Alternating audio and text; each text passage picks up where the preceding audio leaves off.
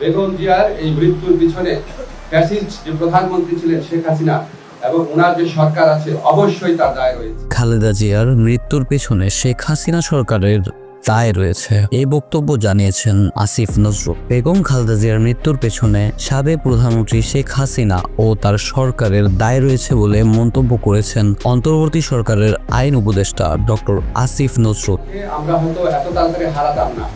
আমি ব্যক্তিগতভাবে মনে করি বেগম জিয়ার এই মৃত্যুর পিছনে ফ্যাসিস্ট যে প্রধানমন্ত্রী ছিলেন শেখ হাসিনা এবং ওনার যে সরকার আছে অবশ্যই তার দায় রয়েছে। মঙ্গলবার উপদেষ্টা পরিষদের বিশেষ সভা শেষে প্রেস ব্রিফিংয়ে সাংবাদিকদের প্রশ্নের জবাবে তিনি কথা বলেন। রাষ্ট্রীয় অতিথি ভবন যমুনায় প্রধান উপদেষ্টা অধ্যাপক মোহাম্মদ ইউনূসের সভাপতিত্বে অনুষ্ঠিত বৈঠকে খালেদা জিয়ার মৃত্যুতে বুধবার থেকে 3 দিনের রাষ্ট্রীয় শোক ঘোষণা করা হয়। একই সঙ্গে বুধবার 1 দিনের সাধারণ ছুটির সিদ্ধান্ত নেওয়া হয়েছে।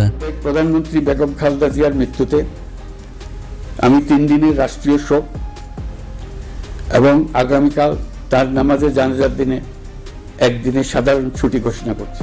সাংবাদিকদের প্রশ্নের উত্তরে ডক্টর আসিফ নজরুল বলেন, প্রহসনমূলক ও রাজনৈতিক উদ্দেশ্য প্রণোদিত রায়ের মাধ্যমে খালেদা জিয়াকে কারাবন্দী করা হয়েছিল এবং সেখানে তিনি নির্যাতনের শিকার হন। বেগম জিয়াকে যেই মামলায় সাজা দেওয়া হয়েছে সেটা সম্পূর্ণ রংলি উদ্দেশ্য প্রণোদিতভাবে জিজ্ঞাসা প্রসূতভাবে ওনাকে সাজা দেওয়া হয়েছে। এসব কারণেই তিনি ব্যক্তিগতভাবে মনে করেন তার মৃত্যুর পেছনে তৎকালীন সরকার দায় এড়াতে পারে না।